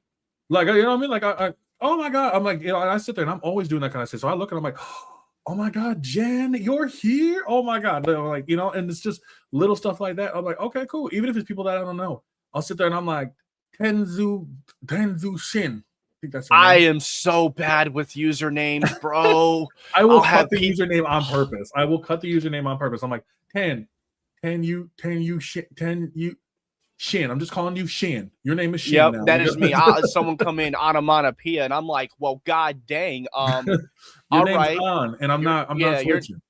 I love you. Thank you so much for tuning in. I apologize that I just butchered your username, but I hope you stick around and get some kind of vibes other than the factor that I can't read. Right. Yeah, exactly. And that's why I don't like putting that's why I don't like putting inflammatory posts on purpose. Right. like, gamers are dumb as fuck. I'm not gonna put that up on there. Like, even if it's true, but like, it's not gonna put that up on there. I want to spark like decent conversations with people, and I've learned it's a lot slower, but I've learned that that's a way to build more of it. And it's like, okay, cool. Let's talk. Let's see what see where you at. We'll see the discussion. I only have 4 people up right now because I've had help from so many different people. Many different people, whether it's from people like 8-Bit Close Fists, people like the Mindful Gamer, people like I've watched Stroop. I did one with Stroop Waffle, fantastic content creator. Like that was really, really fun. I do these on purpose, and it's because my goal when I first started, and I love saying this, I watched them because I felt like I was down here and they were all up here. Right. Facts. And then when you start building that up, and all of a sudden they start showing up in my life. I'm like, oh hey, what you guys doing? Let's see what you guys doing. What you guys talking about today? Like I'm doing a video right now about the state of play, about my favorite games from the state of play. The state of play I thought was awesome. I thought it was great. And I put some stuff up that might have been like, I was like, one of my things that I post up is like, hey, if you blowing up because you're not getting your one game from an entire state of play and it's all bad, bro, that's kind of weird. Yeah. Like, you tell me there was like almost 20 some games out there, but because you didn't get a trailer for Kingdom Hearts 4, the whole thing was bad? Bruh, come on. We got Star Wars Galactic Racer. That's Burnout in Star Wars. Bro, right. Come on. I don't know what else you fucking want. Like, I heard that and I was like, oh, damn. And then they gave me a gameplay trailer. And you know what I saw? I saw racers smashing, flying in the air like this. And I was like, damn, that is amazing. That's all I wanted. That's what I wanted more than anything else. I told you the fucker moves. So, like, this, like, that's what I wanted more than anything else. And that's what I get. It's just like, I want, and some days I'm not going to lie, I'm tired as fuck. Now that I work a day job, like I work 6 to 2 during the day, right, which is great. Awesome. Now I actually can like have that energy afterwards. Right. And that's the best part. But I got 2 more questions for you. Okay. Real quick. Just shoot me your all-time favorite game. Favorite games. Give me like 3. It doesn't have to be like okay, top cool. 3, Cool. Naruto Ultimate Ninja 3 on the PS2. Naruto Ultimate Ninja 3 on the PS2. Call of Duty and Pokemon. Which one? Pokemon Fire Red is what started the passion for Pokemon in general. That's when I first fell in love with Charizard and just started realizing, like, bro, I have the mentality of a Charizard. This is awesome. Oh, man, this guy's a Charizard fan. Yeah. Forget your turtle. I said it. Okay, don't even start with me, okay? I said it. What's up? I'm going to boil him. So I started with red. Okay, I started with red all the way back. Yeah, I started with all you just had to walk everywhere. Yeah, I know. I'm learning. Yeah, so like it was that was fun. But I think for me it's always Ruby and Sapphire. Ruby, Sapphire, and Emerald. That generation was amazing. Now, Fire Red started the fire, but Pokemon Emerald is the all-time best Pokemon game in history. I don't care what anyone says. Emerald was new relationships with real people in the real world. It was the best storyline, the best aspect, the best type of Pokemon they've developed. The mechanics were on point. Like, literally, Pokemon Emerald was the true depth and also the first major game change to Pokemon ever. That's when they started giving the Pokemon they feel alive in battle. They had that movement and stuff. Mm-hmm. You could see the grass actually waving and more. Like, there was real detail in that game, and some people understated that, and they're like, oh, my favorite Pokemon is Omega Ruby. Nah, brother, you're missing out on its OG performance. I would agree. I mean, they brought in so much. They brought in like between abilities. That's where abilities first showed up. Right. I think that's where the natures first showed up. That's where like you had the weather effects, where you could see the weather effects. And like they made it very personal. You got to make your own fucking secret base. I love that part. And then in playing with your friends via link cable, and then you're over here like locked into the base, like, bro, look at this statue I got, or you fell into my pitfall trap. That shit was it was so awesome. I love it. It was epic experience. What about the favorite COD though? Favorite COD? My favorite Call of Duty is definitely going to be MW3 back on the Xbox 360 era. Really? That was the first Call of Duty game that I actually cried on. Like, the campaign was so freaking vivid that I'm going to give light context. There was a mom and a daughter. They just got ice cream with dad. They're walking down a sidewalk, right? They're enjoying downtown Times Square and everything like that. A van out of nowhere just miraculously and sporadically just stops to a halt. And then boom, there goes mom and child, and dad's over here now placing himself in the next Viet War of MW3, and he's taking on Makarov and more. Like, it's just, it was a traumatizing campaign, to say at least, for a 13, 14-year-old kid to be playing. And that campaign, it locked me in and helped me understand that it doesn't matter where you are, it doesn't matter what you got going on in your life, there's someone else that is going through some real shit. Yep. All right? Like, I am very benefited and luxurious in all these other aspects. I am very fortunate to be in the position I'm in right now in this world. And I over here complain about the stupidest shit when I realize that other people are just dealing with, hey, they don't have anything to eat today, or hey, their house was taken out, or their city was blown up. Like, it's crazy with what we got going on. And that campaign, that the multiplayer, that game is what locked into the real potential of Call of Duty. That's what enlightened me to want to lock into it more. But overall, Advanced Warfare, I made the most money on it. You know, shit, we made some real big things happen with Advanced Warfare. So that'd be like the top title, but MW3 would have to be the hook and reel. That's fair. I would also, maybe I will go back and go try those on, go through the campaign of them. I know like Black Ops 2 was the one that were like the multiplayer, because that's the one I had the most memories on. Black Ops 1 was because of that story. With Alex Mason. Absolutely. And also, I kind of wish they bring back the Dead Ops Arcade. Like the stuff that you could do inside the main menu. They did. Oh, really? Yeah, Dead Ops Arcade's back. It's in BO7. Oh. Yeah. They actually revisioned it and made it more a part of the game. Like, it's got its own mode and everything, but Dead Ops Arcade is very much back. No, I guess fuck no, I don't have a choice. I gotta go re-download it again. Yeah, so no, they brought it back. That's awesome. I love that. And my last question because I really appreciate you being here, man. 100%. Absolutely, brother. Where can they find you? Where can they find you? Whether it's on TikTok, whether it's all over the places. I'm everywhere. I'm TikTok, Twitch, YouTube, Instagram, Facebook. We have 2 different platforms on TikTok. We have the business website. We have my primary account. You search GenTech _gaming on any platform. Hell, you can Google me and you will find me. I'm on all platforms. Now, I don't really base a lot on Twitch. I don't deal with Twitch a lot, and I don't really do much on YouTube. I mainly post shorts and long videos on YouTube, but I'm very distant from those 2 platforms because they don't really look out for their people. They look out for their bank accounts. And I'm not saying TikTok's very different in that aspect, but TikTok is definitely giving creators an advantage. They got a For You page that pushes you with the more consistency you are. They do pay you. I don't care what everyone's going to take their money before you. Whether you work a 9-to-5 job or you work here at TikTok, everyone's going to take what they're owed before you get paid. I am just fortunate enough to get paid for what I do. So as long as I can lock in that potential and grow it and grow it and grow it, I don't care how much money you're taking, as long as I'm able to eat and feed my own. That's it. I know it sounds crazy, and everyone's like, well, I want all my money.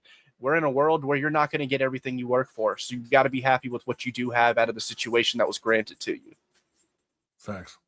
Absolutely. Well, once again, man, I appreciate you being here. 110%. This was awesome. Usually, like honestly, this was great. And for everybody else who also is in the chats, wherever you are, you can always catch me on Twitch and YouTube. I know, because that's how you're watching this. Catch me over on TikTok as well, where you will see clippets of these podcasts and previous podcasts from all over. There's some that are not on there, but it is what it is. You can also catch it on Spotify. I've been posting all of my stuff up on Spotify. It takes fucking forever to post up, but I've been slowly doing it, slowly but surely. Also, I'm on Threads. I kind of have fun on Threads. It's kind of cool. It's kind of whatever. Instagram, you can find that on. And Facebook as well, where I post the clippets from these podcasts as well. Once again, thank you for GenTech Gaming for being here. This, like I said, this was fucking. I love this. I love. This is great. This is great. What I'm doing. This is actually my first podcast that I've ever done. Really? I was always nervous with doing podcasts with other creators and stuff because not you, honestly, this has been very real, very honestly, I don't even know how to describe it. This was nitty gritty, but yet very, very natural. Like this was an absolute vibe, and I definitely appreciate the opportunity that you've even given me to be here. But there's a lot of people that create fake media. Like they can clip a lot of things that I said and reanimate it however they do and make it seem like, you know, I'm the bad guy or you're the bad guy, or like, yo, who the fuck is this guy? Like, you guys saw that? And I'm just not with the whole social media beef. But when I talked to you, I went through your account, I saw the content. I'm like, yo, this guy is just, he's trying to help people's journeys and stories unfold. You know, he is helping them branch this out while doing what he loves. And honestly, dude, I'm gonna be so blunt with it. Keep this shit up. You got it. Like this is legit. I love the show. I love how you're doing this. I love the display. I love the aspect of it, and I love the factor that you have so many people actually backing this. I really see this happening a lot more, and I'd be honored to do it again. Oh yeah, no, absolutely. I'll be doing probably I do one kind of mid-year, like a mid-year, seeing where people are at. What I'm Right. starting to do now is setting up people to kind of do like come back after I've had people for so long to see how their journey has changed. Absolutely. So you'll be on the lookout for some of those. You'll be seeing some of those people on there as well. But Absolutely. as always, I'm Taylor from Afro G. Have a fantastic rest of the day, and I will catch you all in the next one.